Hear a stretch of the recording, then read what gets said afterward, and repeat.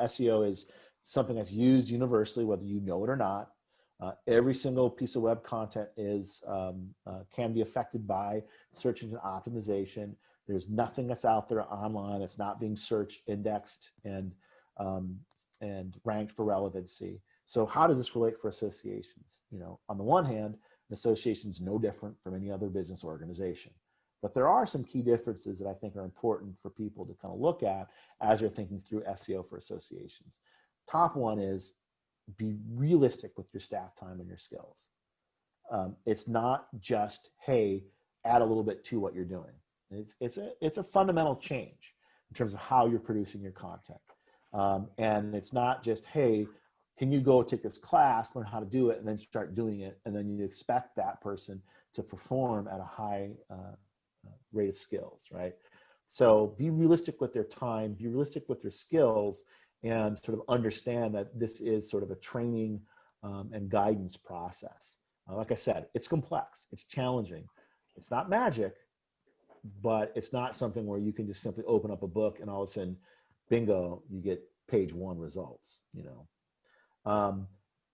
Use similar keywords in all related content. It's a point I would like to make again, that once you understand how keywords work, is just double check to make sure you're using similar keywords in all related content. If I've got a social media person doing X and I've got the web content person doing Y, and I got the message from the president saying Z, then I've lost this chance to really create a relevant, comprehensive picture of what we can do relative to that keyword.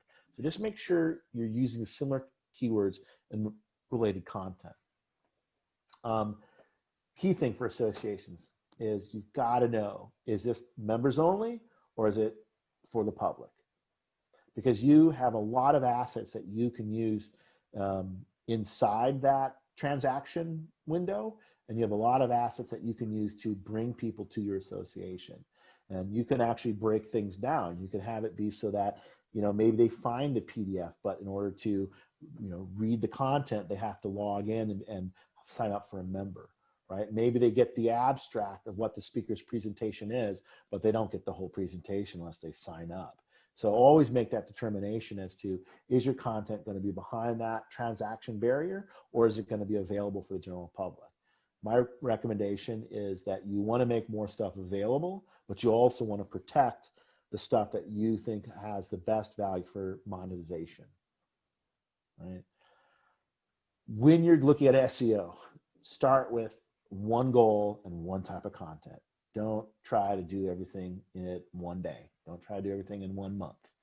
What is your goal? There are typically 3 to 5 major business goals that an association may have, maybe more. But what is that one key goal that you have, and what is the time that you need to take in order to achieve that goal?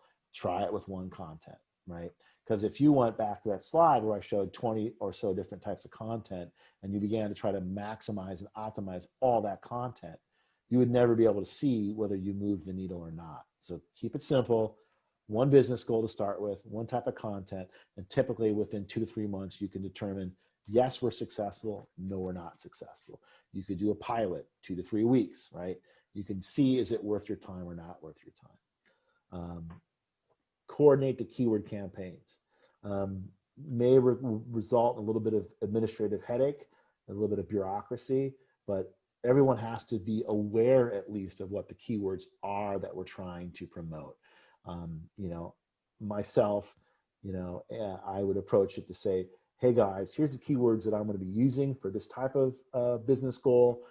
Any disagreements, any concerns? Well, no, I think it should be this. I think it should be that. Let's have that conversation. Let's have that scrum. Let's agree on the keywords that we're going to use, and then let's make sure we use them.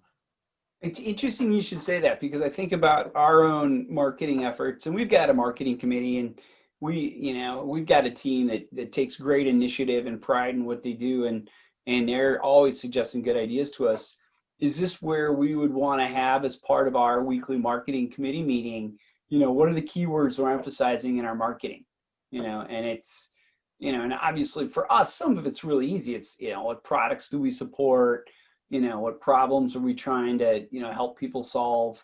But those are the words we use. Are those the right words that the search engine is going to return to deliver people to us, to our content? Is that, one way that we could make it work? Yeah, absolutely. You think about it, you've got a marketing group, you have a business goal, or you have a challenge that you're trying to overcome. That's the top thing you're doing. Why are we doing this? Why are we spending time on marketing for this? We want to be able to do this. What are the keywords that relate to our effort? Well, let's start off with these ones. And if they don't work, let's try these ones. And so that way everyone's in agreement. Okay, cool. When it comes to this, we're going to use these words. Oftentimes you'll have one person who sort of takes management of the keywords, but it's maybe to start with that's a fairly decent idea, but you really want to have everyone sort of agree on what the keywords are. And in associations you might have the boss who says, hey, we need to sell this concept. Okay, right? But yeah, you definitely need to coordinate it, and you definitely need to make sure that people are using it in a certain way. And it's hard, right? As I said earlier, setting a baseline to measure performance is hard. This coordination is going to take up a majority of the time. The actual technical aspects of SEO are fairly mundane, but this part of making sure people are in agreement is a difficult challenge, right? Last thing as it relates to SEO, at least for this conversation for association, is you got to understand how your technology works, right? You have to know how your management system works, your association management system, AMS, or your content management system, CMS. You have to understand how that works.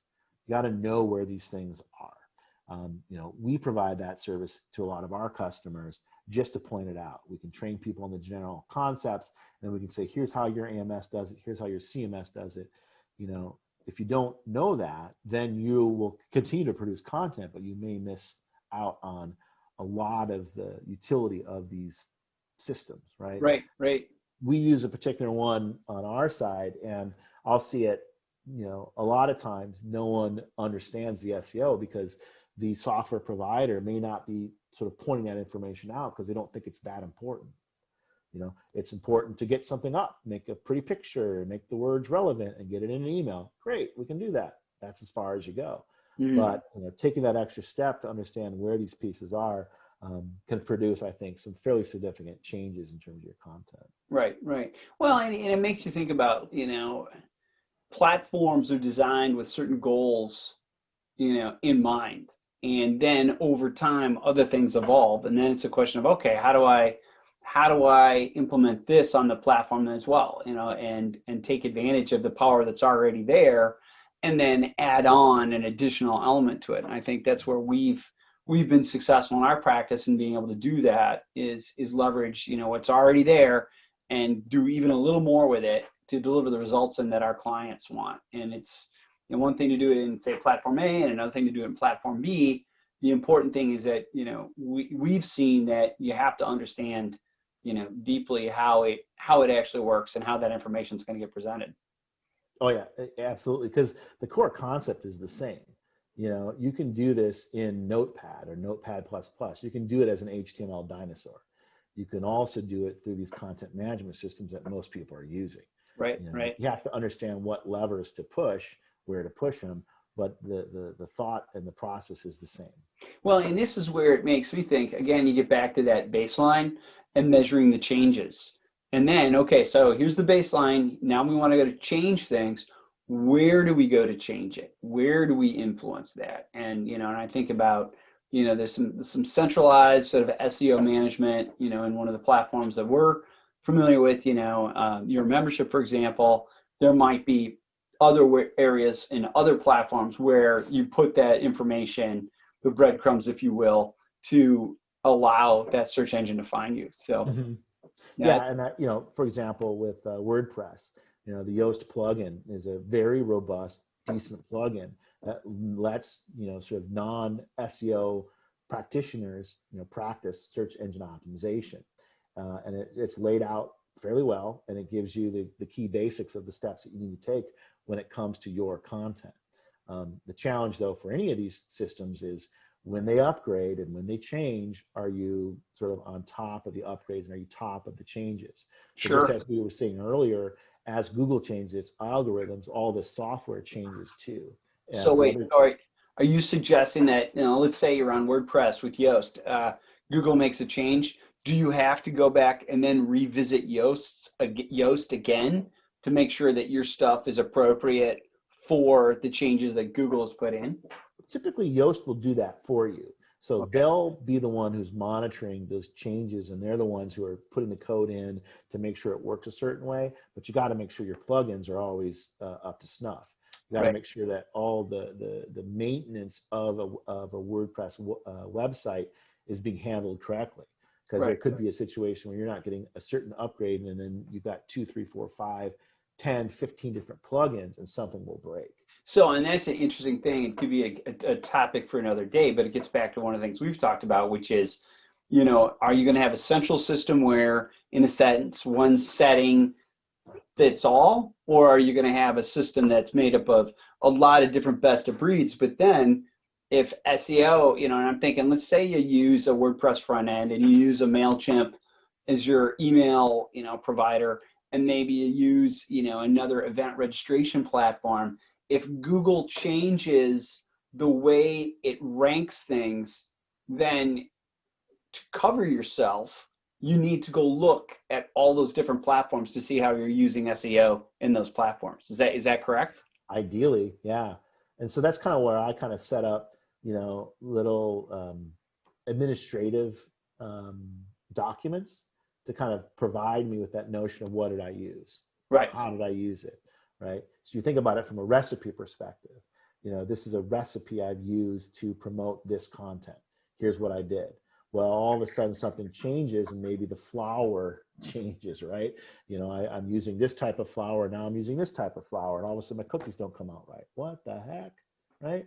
I've been making this recipe forever. Why are the cookies coming out? Well, using a different type of flour, right? Right. Right. It's the same kind of thing when it comes to SEO, and it's especially hard. And again, just a marker for potentially different conversation. How do you manage SEO when you've got all these different systems? How do you manage SEO, especially for an association where you have potentially such a high turnover of technical staff?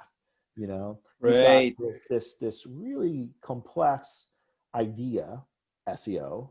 You've got a really complex technological infrastructure. How many different systems are people using? And then you've got the variable of the turnover, right? So there's a recommendation I would make in terms of how you set up your campaigns and how you mark what you're doing. And certainly with some of our associations, we do that because then it just becomes an administrative task.